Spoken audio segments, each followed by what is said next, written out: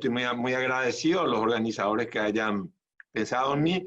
Voy a hacer yo tratar en 18, 20 minutos, hacer una exposición muy reducida. Yo había solicitado poder referir lo que es la gobernabilidad democrática, la concepción que se tiene de la gobernabilidad democrática, lo político, pero a partir de los diferentes paradigmas que hubieron en las ciencias políticas, sociales en América Latina, desde una década atrás para, digamos, después sentarnos a analizar lo que es la actualidad y lo que es la pandemia o lo que yo ya le llamaría la política o la gobernabilidad en la pospandemia.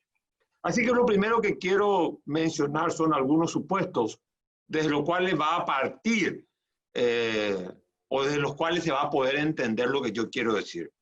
En primer lugar, ¿de dónde surge la necesidad de la gobernabilidad? De un elemento muy central. Como decía un poeta, ni el ayer ni el mañana está escrito. La necesidad de gobernabilidad en todo sistema político surge desde la incertidumbre. La incertidumbre que puede ofrecer un abanico de posibilidades o al mismo tiempo puede significar sencillamente ¿cómo decirlo? Un manejo mucho más restringido de la capacidad que tiene un gobierno. El pensamiento de la gobernabilidad democrática nos conduce a dos cosas, porque no se trata solamente de gobernabilidad a secas. Yo creo que hay que sustantivizar y de ser gobernabilidad democrática. Porque si hablamos de gobernabilidad a secas, estamos hablando de una gobernabilidad que solo apunta al problema de la estabilidad. Y la gobernabilidad tiene que ver, y el debate de la gobernabilidad surge en función de la democracia, y surge en función de profundizar los procesos democráticos en nuestro país. Y esa profundización de los procesos democráticos exige, por sobre todas las cosas, el mejoramiento, el aumento de la capacidad gubernativa, de la capacidad gubernamental. En este sentido, creo que es muy importante entender dos cuestiones que son de fundamental importancia para el análisis de la gobernabilidad. En primer lugar, no podemos pensar en gobernabilidad y en política y pensar que es posible abolir la dominación. En política, en democracia, habrá dominación, habrá poder y habrá autoridad. Los planteamientos utópicos que pretendan abolir, suprimir la intermediación política de la convivencia social son supuestos que creo que no nos van a conducir a nada. Por otro lado, ¿qué es importante también tener en cuenta cuando hablamos de la gobernabilidad democrática? ¿Desde qué enfoque histórico partimos? Creemos que la historia es tan sagaz de poder avanzar paso a paso hacia etapas superiores del desarrollo histórico, o creemos que la historia no tiene esa sagacidad, está desposeída de esa capacidad de poder conducir por sí sola a formas superiores de organización política. Si nosotros creemos que la historia por sí sola es capaz, es tan lineal, es longitudinal, de solamente avanzar y no tener reversiones y no tener estancamiento, o mejor dicho, si nosotros planificamos el desarrollo político, solamente tenemos que planificar el desarrollo político pensando que el desarrollo va a ser exitoso o al lado del éxito político. Tenemos también que planificar la posibilidad de la decadencia política. De todas estas interrogantes teóricas e históricas surge la necesidad de la gobernabilidad. Nunca nosotros, cuando estábamos en la época del periodo autoritario en América Latina, se pensaban que los gobiernos democráticos iban a significar y suponer la panacea. Los gobiernos democráticos accediendo a la democracia estaba garantizada la gobernabilidad y estaba garantizada por sobre todas las cosas el éxito de la función pública. La historia, el hecho empírico, las décadas pasadas demuestran todo lo contrario. Ahora bien, ¿cuáles fueron los enfoques que desde hace décadas vinieron marcando y que de alguna manera siempre están presentes en el diseño de las políticas? La teoría de la dependencia económica, la teoría de la modernización, la teoría del Estado burocrático autoritario, la teoría sociocultural. Son teorías que yo creo que tenemos que tener presente para el análisis de saber hacia dónde vamos en el proceso democrático en América Latina. Nosotros, cuando estudiábamos la teoría de la dependencia económica, creíamos que la política era un subproducto de las variables económicas. Y este fue un error gravísimo que se cometió en el análisis politológico, en el análisis de las ciencias sociales. ¿Por qué razón? Porque se consideraba que lo económico era lo central y que la política era un producto de lo económico. Entonces siempre hubieron estudios en la década del 60, en la década del 70, que decían la democracia es incompleta en América Latina, o mejor dicho, la democracia es improbable, es imposible. ¿Por qué razón? Porque no teníamos las condiciones socioeconómicas. Porque el sistema, nosotros estábamos en un sistema capitalista mundial global, en donde existía un centro, existía una periferia, y esa relación de asimetría económica hacía que la democracia se evalúe en la región y que la democracia no pudiera avanzar. Estas teorías tuvieron muchas importancias y tuvieron muchas derivaciones. De la teoría de la dependencia, por ejemplo, que repito, entendía que la política era un subproducto de la penetración capitalista en nuestros países, salió la teoría cepalina. La teoría cepalina que hablaba de norte-sur, que hablaba de países periféricos, de países centrales, y que subordinaba el diseño de la política pública al modelo capitalista y decía, los países de la región son países capitalistas con esta característica, por ende, su política tiene que ser una política de esta característica. Muchos interpretaron el autoritarismo de la década del 70 como consecuencia de esa dependencia económica. Como éramos países económicamente dependientes, el modelo de desarrollo para estos países eran las dictaduras o los regímenes autoritarios. Hubo muchísimas y variadas explicaciones del militarismo regional a partir de la teoría de la dependencia, que repito, fue un fundamento central en las ciencias sociales de América Latina, pero que por sobre todas las cosas, en esa época, y quiero destacar, este economicismo de la teoría de la dependencia, lo que impidió fue que nosotros pudiéramos ver la autonomía de la política, la importancia de la institucionalidad, lo fundamental del consenso político, de la gobernabilidad para poder profundizar la democracia.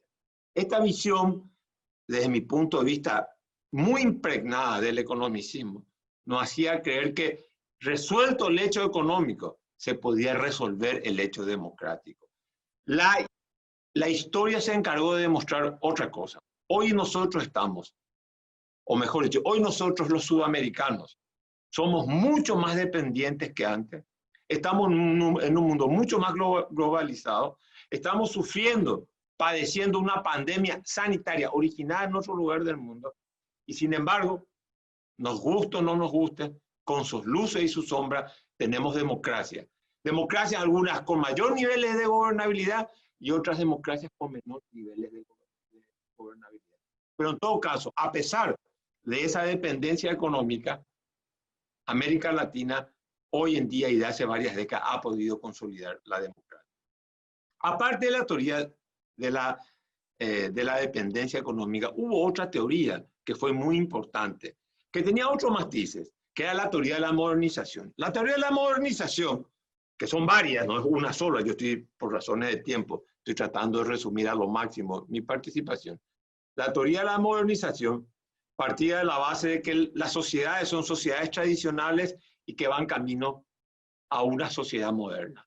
En América Latina, eso nosotros, la fuerte influencia de la modernización no vino del criterio weberiano, alemán, o de Durkheim, francés, o de los modelos europeos. Nosotros, digamos, nos nutrimos, la ciencia social en América Latina, las ciencias políticas en América Latina en la década del 70, 80, se nutrió de una visión de la modernización, por sobre todas las cosas, divulgada desde los Estados Unidos de Norteamérica. Por eso algunos recordarán que en la década del 60 Estados Unidos pensó, estos países se tienen que modernizar, hay que ayudar a ciertos procesos de reformas sociales, modernizarlos, pasar de una sociedad tradicional, que era una sociedad agraria, una sociedad subdesarrollada, una sociedad no industrializada, una sociedad con bajo nivel de alfabetización, una sociedad con niveles mínimos de movilización social, a sociedades en donde se vayan consolidando clases medias. De ahí surge también, de la teoría de la modernización, surge la necesidad de consolidar las clases medias como un reaseguro de la estabilidad democrática. Todo eso, repito, fue una implantación de alguna manera de un pensamiento sociológico que venía de los Estados Unidos, por sobre todas las cosas, América Latina. Ese planteamiento, repito, partía de la base de la dualidad. Somos una sociedad tradicional, tenemos que ser una sociedad moderna. Pero ¿qué tenía en común este punto de vista de la modernización? ¿Qué tenía en común este punto de vista de la modernización con la teoría de la dependencia? Que en la teoría de la dependencia era el elemento económico y después el subproducto era lo político. En la teoría de la modernización es el elemento sociológico y económico. En la medida que se profundice la estructura capitalista en una sociedad tiene más posibilidades de democratizarse y de estabilizar su democracia. Repito, estas versiones de la dependencia y de la modernización tienen muchas variantes de las cuales no puedo entrar a explicar por razones de tiempo. Ahora bien, llegamos nosotros a la década del 80 y empezamos los procesos de transición a la democracia. Y América Latina y el Paraguay seguimos siendo países con la misma estructura económica, seguimos siendo países mayormente agroexportadores, seguimos siendo economías extractivas, no nos hemos convertido en economías industriales. Nos hemos urbanizado, pero no nos hemos urbanizado a partir de unos procesos de industrialización. La alfabetización significó que sepamos aprender y escribir, pero de una manera muy precaria. No hemos tenido, digamos, en Europa o en los procesos de modernización de otros países, la ciudad trajo la libertad, trajo un civismo, trajo otro tipo de cultura que no se ha dado en América Latina. Nosotros nos hemos urbanizado, nos hemos en apariencia modernizado, pero socioculturalmente hablando, todavía podemos encontrar en muchos países nuestros atavismos de tipo culturales. Pero accedimos a la democracia. Y accedimos a la democracia no por el razonamiento de la teoría de la dependencia, porque seguimos siendo países asimétricos en la estructura económica mundial, y también seguimos siendo países donde existen estructuras tradicionales y existen estructuras modernas, que ha cambiado y hoy se dimensionan de otra manera. Pero América Latina sigue siendo, grandes regiones de América Latina siguen teniendo los rasgos de una sociedad tradicional y no tenemos los rasgos de ser una sociedad totalmente moderna, pero a pesar de eso tenemos democracia y cierta estabilidad. ¿Qué pasó en la década del 80? En la década del 80 se descubrió lo que yo le llamo la política como un fenómeno autonómico. La política que ya no depende en el análisis, no hay para crear el espacio democrático, para construir el Estado democrático. No hacía falta liberarnos de la dependencia económica, ni hacía falta acceder a la modernidad socioeconómica para ser países plenamente democráticos. Y nos democratizamos. Y nos democratizamos en la década del 80, cuando tuvimos la peor crisis de deuda externa que tuvo la región. Eso se llamó la década perdida. Fue una década de ajuste económico en donde se estabilizó la economía, pero no se modificaron los patrones de crecimiento económico y desarrollo. ¿Qué pasó en la década del 90? En la década del 90 ya estaba consolidada la democracia. La década del 90 cambian de nuevo los paradigmas. Y entonces se impone el consenso de Washington allá en 1995, pero tuvo un proceso previo de maduración. Se consensúa en Washington políticas que fueron denominadas como neoliberales, políticas que buscaban la estabilidad macroeconómica. Y es un aporte que ha hecho, eso hay que reconocer, el consenso de Washington ha hecho un aporte muy importante, porque antes cuando se hablaba de políticas públicas, nos hablaba de la estabilidad macroeconómica. Hoy la estabilidad macroeconómica per se, por sí misma, es un valor que hay que conservar. Pero se hablaban de otras cosas, la apertura de los mercados, la liberalización financiera. En la década del 90, con la caída del muro de Berlín, se caen los paradigmas de todo aquello que se había inspirado en el marxismo. ¿Y qué sucede? Surge un mundo más globalizado. ¿Por qué digo más globalizado? Porque algunos creen que la globalización es un fenómeno nuevo. La globalización no es un fenómeno nuevo. La globalización tiene que ver con la transnacionalización del capitalismo a nivel internacional. Cuando el capitalismo se consolida como sistema único, no quiero decir que sea el mejor ni el más justo, es el sistema hegemónico a nivel planetario. Hoy en día el capitalismo está presente en todos los planetas del mundo, con ciertos niveles de desarrollo. La década del 90, América Latina conoció ese paradigma. Los paradigmas, digamos, orientados también de nuevo a la consolidación de la democracia, pero profundizando la democracia a partir de las reformas económicas que eran amigables con el mercado, con la apertura del mercado, con el flujo de capital, etcétera, etcétera. Ahora, ¿qué pasó a partir del 2000 en adelante? Se da otro cambio de paradigma, en donde hay una reacción que yo le llamo el cesarismo presidencial. Surgen líderes que cuestionan todo lo que se hizo en la década del 90. Cuestionan el modelo neoliberal, cuestionan la estabilidad macroeconómica, cuestionan el achicamiento del Estado, la jibarización del Estado, cuestionan el flujo de capitales, y son los líderes con diferentes matices que gobernaron América Latina. Está el caso de Venezuela, en donde existe una actitud contraria al capitalismo. El caso de Lula, que era un socialista moderado en el sentido de que había que crecer dentro del capitalismo. Estaba el gobierno de los Kirchner en Argentina, con otros matices, pero convengamos que la década pasada, del 2000 al 2000 y algo, fue una década en donde se da una reacción a todo lo que fue el consenso de Washington y, digamos, se pone el acento en lo social y se pone el acento en algo que para mí no es positivo. Es, digamos, de alguna manera en el debilitamiento. Por eso hablé de cesarismos. ¿Por qué razón? Porque en el caso de Venezuela, en algunos casos, lo más importante era la legitimidad del líder, el vínculo directo del líder con las grandes masas, en detrimento de lo que yo considero que es lo más importante en una democracia, que es la consolidación y el fortalecimiento institucional. ¿Qué nos pasa ahora? Y con esto termino para ser respetuoso. Estamos en un periodo de pandemia, yo creo que estamos hablando ya, tenemos que empezar a hablar de una post-pandemia. La pregunta que hay que hacerse, ¿el futuro será el mismo después de esta pandemia? Y yo creo que el futuro será lo mismo. Vamos a tener matices diferentes. Vamos a tener que incorporar la cultura de la higiene. Vamos a tener que, quizás, hábitos pequeños. Pero las bases, las necesidades a las cuales está sometida el ordenamiento social y la estructura de un Estado serán siempre las mismas. Lo único, y con esto quiero terminar para redondear mi idea, con lo que quiero terminar es lo siguiente. Lo que no se puede instalar en la agenda es lo que el filósofo y filólogo alemán Nietzsche le llamaba el misarquismo. Nietzsche, cuando hablaba de misarquismo, es una palabra que él creo que él la descubrió en la antigua Grecia, decía el odio al poder, el odio a la autoridad. Si nosotros en este seminario estamos hablando de gobernabilidad, es porque estamos hablando de política, es porque estamos hablando de autoridad.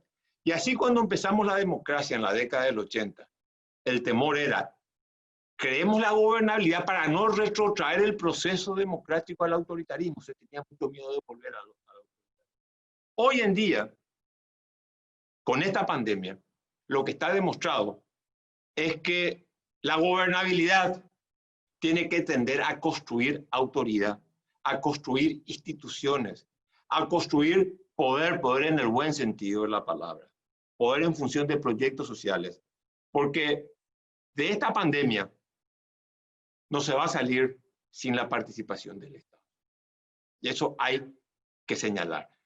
En esta pandemia, aquellos que creían que había que abolir al Estado, aquellos que creían que el Estado debía jibarizarse, achicarse, creo que han visto que la realidad le ha demostrado otra cosa. En todos los países del mundo, de Estados Unidos de Norteamérica se han dado grandes subsidios para salvar a la gente de la extrema miseria y para reactivar la economía, más allá de lo que se ha hecho a nivel de salud pública. Muchísimas gracias.